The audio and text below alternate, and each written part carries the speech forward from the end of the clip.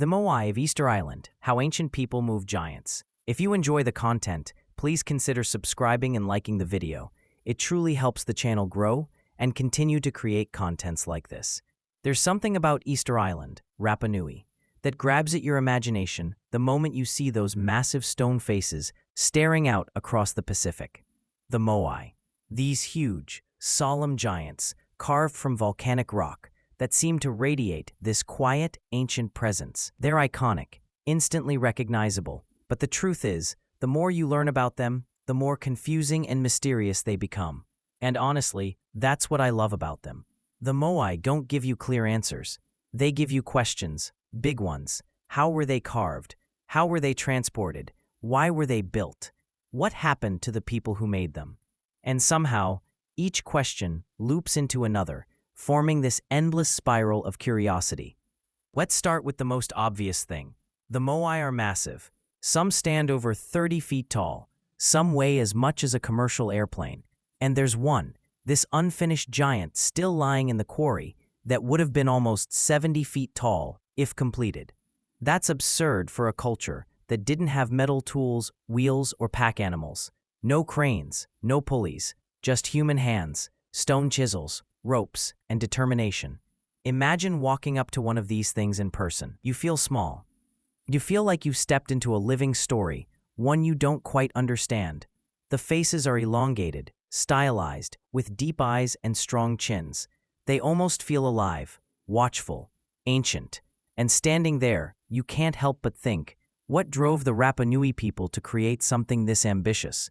Because these weren't built over a few years. This wasn't one chief waking up one day and saying, let's build a giant statue. The Moai represent centuries, generations of effort, a tradition passed down like a sacred craft. But let's paint the scene a little more. Picture Easter Island itself, a small, remote island in the South Pacific, one of the most isolated inhabited places on Earth. No neighboring cultures to exchange ideas with, no mainland resources, just volcanic rock, ocean wind, and a deeply spiritual people who believed their ancestors watched over them. And that's where the Moai come in. The most widely accepted belief is that the Moai represented deified ancestors, figures meant to protect the island and the people. They weren't gods in the traditional sense. They were guardians, embodiments of lineage and identity. But even with that explanation, nothing about the Moai is simple. Let's talk about the carving process first. All the Moai were carved at a single quarry, Rano Raraku. This volcanic crater was like a factory of giants. Hundreds of Moai were carved there, and you can still see them partially buried in the hillside, like they're sleeping, waiting to wake up. Some are standing upright because the ground eroded around them over centuries. Some are lying flat, half-shaped, abandoned mid-construction. The tools? Just picks and chisels made of harder volcanic rock. That's it. Stone carving stone. The carver shaped the Moai with a precision and symmetry that feels almost impossible with such crude tools. And yet, they did it, over and over. But the real mystery begins when you ask, how did they move these giants from the quarry to the coast? Because almost all completed Moai were placed on stone platforms, ahu, near the shore, facing inland toward the villages, not toward the sea, toward the people. Some Moai traveled 10 miles across the island, 10 miles, through rough, uneven ground, hills, mud, rock, and every single one had to remain upright and intact. The early theory was that they used logs, rolled the statues across wooden rollers, but the problem is, Easter Island didn't have big forests when Europeans arrived, and deforestation models don't perfectly line up with the scale needed for thousands of logs. Then came the sled and rope theories, dragging the statues on wooden sleds. But dragging something that weighs 10, 20, 50 tons across rough terrain, the friction alone would tear the sled apart. Then came the idea that they walked the statues. This is my favorite theory, partly because it sounds ridiculous at first, and partly because experiments show it might actually be true. The idea is that people rocked the Moai side to side, inching the statue forward like a refrigerator being moved by tipping and shifting. With ropes attached at strategic points, coordinated teams of people would pull and adjust rhythmically. And when you look at the statues' bases, they're curved, not flat.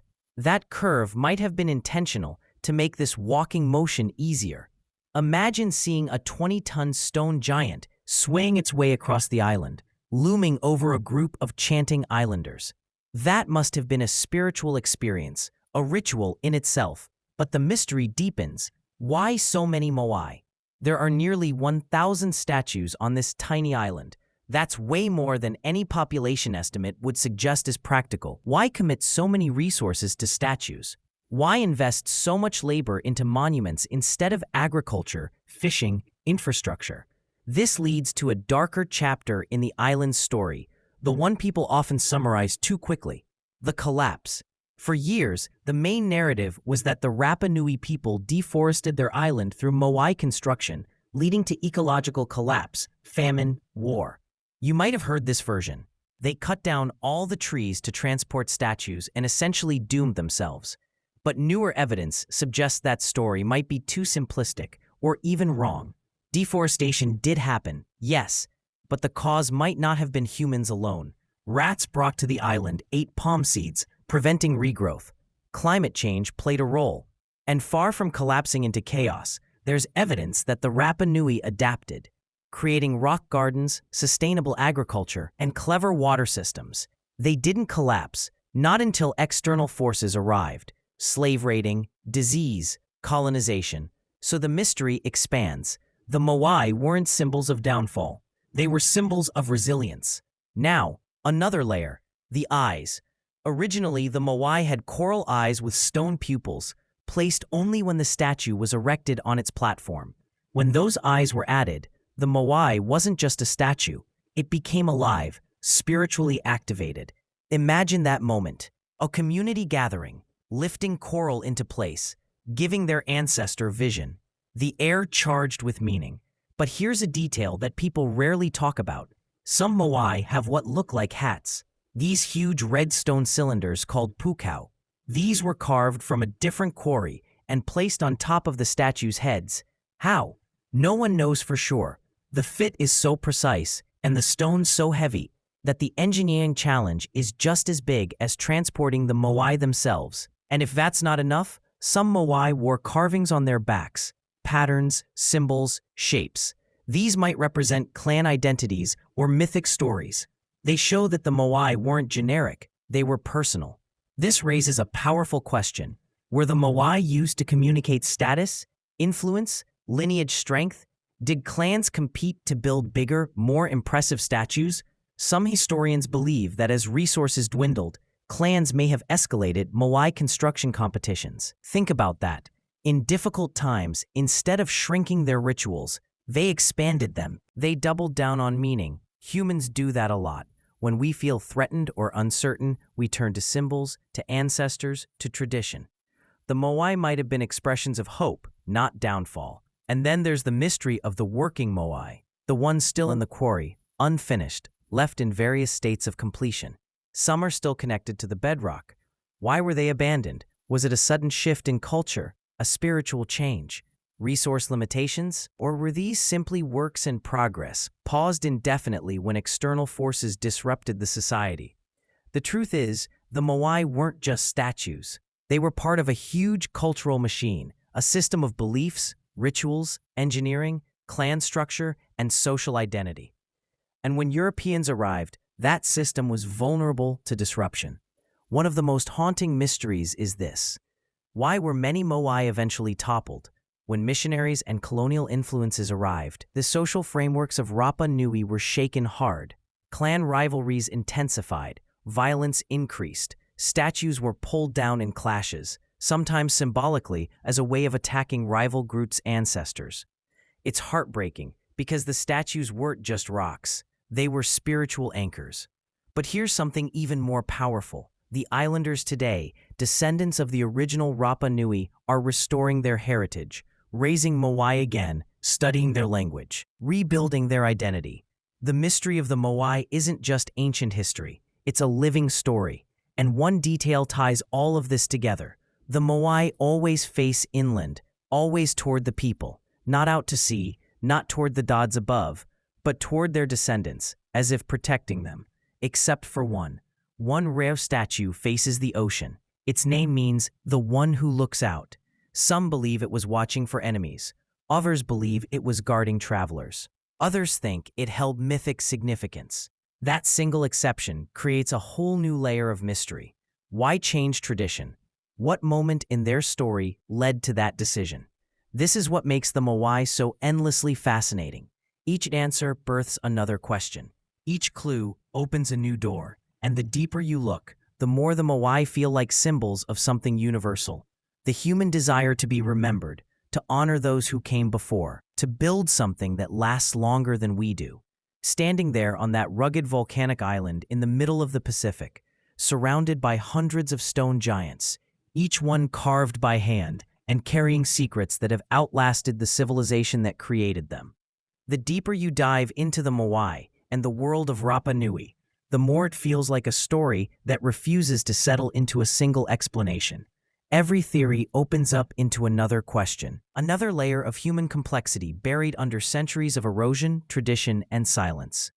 Let's talk about the Ahu, the platforms the Moai stand on. These aren't simple stone stages. They're architectural feats in their own right. Built from carefully fitted stones, some Ahu stretch over 100 feet long. They were ceremonial sites, clan centers, places where the living interacted with the spirits of their ancestors. The Moai weren't just placed randomly. Each Ahu belonged to a clan, a lineage, a story. You can imagine ceremonies happening there, fires, chanting, food offerings, drums echoing across the cliffs. These platforms were spiritual hubs, and the placement wasn't arbitrary. Many Ahu align with astronomical markers or coastal lines. Some align with freshwater sources or fertile soil. On an island with limited resources, building a giant platform wasn't just symbolic. It was a statement of identity, ownership, and spiritual legitimacy. The Moai standing on those platforms became part of the landscape, part of the identity of each group. In a way, each Moai was like a stone passport marking the territory of a clan. But here's where the mystery thickens. How did they get the Moai onto those Ahu? We talked about transportation in the first part, the walking theory, the sled theory, the log roller theory. But raising them? That's a whole other puzzle. The tallest erected Moai weighs upwards of 80 tons. Lifting something like that requires insane coordination. The current leading theory involves building ramps and using ropes to gradually lever the statue into an upright position. But even that feels almost unbelievable when you consider the limitations of the tools they had. No pulleys, no cranes, no metal reinforcements. Just manpower, ingenuity, and probably a whole lot of ritual. Imagine a team of 200 people pulling ropes, chanting together as they heave, inch by inch, to raise this stone ancestor into the world. Imagine the cheers when it finally stands. The emotional weight of that moment must have been incredible. A new guardian born, a new protector watching over the people. And then, after the statue was raised, they added the pukao, the red stone topknots. These are massive cylindrical stones, carved from an entirely different volcanic quarry. They're made of scoria, a light but fragile volcanic stone that doesn't behave like normal rock. Carving it is one thing. Lifting it onto the head of a 20-foot statue is another. The engineering behind placing the pukao is still debated. Spiral ramps, lever systems, sliding the stone up a slope cut into the Ahu. Whatever method they used, they were solving problems with creativity we sometimes struggle to imagine today. But one detail that always haunts me is how the Moai face inward. Always. Their backs turned to the sea, their eyes directed toward the villages and the people. It's such a human instinct to want to be watched over, to want to feel the presence of ancestors. These statues weren't meant to intimidate outsiders. They were meant to embrace insiders, to connect the living with those who came before. Except for that one Moai I mentioned earlier, the one facing the sea. That statue flips the entire narrative. Why was it watching outward? Was it protecting the island? Watching for danger? Or was it representing a lineage linked to navigation or migration? One statue turned outward transforms the rest into questions. Now, let's explore the meaning of the Moai from a social perspective. Many people look at the Moai and assume a centralized society, A kingdom, an empire, a single ruler demanding giant statues. But Rapa Nui wasn't like that. It was made up of multiple clans, each with their own leaders, their own traditions, and their own sections of the island. The Moai reflect this diversity. Different styles, different proportions, different symbols carved into their backs. Each clan had its own artistic signature. That leads to one of the more compelling theories. The Moai were a form of competition. Not violent competition, but symbolic competition. Clans proving their strength, their spiritual connection, their craftsmanship. Imagine a clan unveiling a new Moai, tall, elegant, imposing. Other clans might have felt pressure to match or surpass that accomplishment. It becomes this spiral of artistic and spiritual one-upmanship, played out on a grand scale. This idea makes the island's landscape feel more alive, less like a museum of abandoned statues, and more like a frozen moment in an ongoing cultural rivalry. A rivalry of meaning, not war. And yet, something eventually changed. At some point, the construction slowed, the statues stopped being erected. Many were toppled, some intentionally, some maybe through earthquakes, and some perhaps fell during transportation, because there are broken, fallen Moai along ancient paths. The toppling is often portrayed as a violent cultural collapse, but the truth is more complicated. When European explorers arrived, they brought disease, slavery, conflict, and massive disruption. Clan rivalries intensified under new stress, social structures fractured, and the Moai, symbols of clan identity, became targets in these conflicts. Pulling down a rival clan's Moai wasn't just vandalism, it was spiritual warfare, a symbolic strike at the heart of their identity. It makes these statues feel even more human. They weren't just stone, they were political, emotional, sacred. But let's shift gears. Let's talk about the myth of collapse, because modern research suggests the old narrative, the one where the Rapa Nui people cut down all their trees and doomed themselves, might be wrong, or at least massively oversimplified. New evidence shows the islanders were incredibly adaptive. They created lithic mulching, spreading broken stones across the soil to retain moisture. They built rock gardens to protect plants from wind. They maintained massive underground water systems, and they sustained a stable population for centuries. The real collapse didn't happen until slave raiders kidnapped large portions of the population in the 1800s, spreading disease and destroying social continuity. A society that had been functioning for 1,000 years broke within decades due to external exploitation. The myth of self-inflicted collapse says more about outsiders than about the Rapa Nui themselves. So when we look at the Moai through this updated lens, they become symbols not of downfall, but of ingenuity, identity, survival. Now let's return to that quarry, Rana Raraku, because if there's one place that gives us glimpses into the lives of the Moai builders, it's there. The hillside is covered with statues in every stage of construction, some fully carved, standing upright because erosion buried them up to their shoulders, some lying flat, mid-carving, some still connected to the bedrock, the stone not yet freed. The quarry feels like a workshop abandoned mid-task, like the workers stepped away and never came back. That sense of interruption is eerie and sobering. One Moai in particular, the giant unfinished one, is huge. If completed, it would have been the tallest Moai ever attempted. Was it carved during a period of intense competition? Was it started as a symbolic project too ambitious to complete? Was it abandoned due to crisis? No one knows, but seeing its size gives you a sense of the ambition these people had. They weren't just carving statues, they were pushing boundaries. And speaking of boundaries, let's talk about something emotional. The mana concept. This is the spiritual energy believed to reside in certain people, places, and objects in Polynesian cultures. Many believe the Moai were meant to hold mana from ancestors, channeling it into the community. The eyes of the Moai, when installed, were said to activate this mana. That moment, when the coral eyes were placed, must have been breathtaking. The entire village watching as the statue took on its spiritual life. The feeling that their ancestors were present, watching, guiding. Imagine growing up under the gaze of a Moai your ancestors erected generations earlier. Imagine the comfort, the pride. This transforms the Moai from engineering puzzles into emotional anchors. They weren't built just because the islanders could. They were built because the islanders needed them. They were symbols of identity in a world where life was unpredictable and survival relied on unity. And maybe that's why the Moai captivate us so much today. They're not just ancient objects, they carry echoes of human longing, the desire to be remembered, the desire to honor those who came before, the desire to create something lasting. If you zoom out and look at the history of humanity, the Moai fit into this pattern we see across countless cultures: pyramids, temples, stone circles, petroglyphs.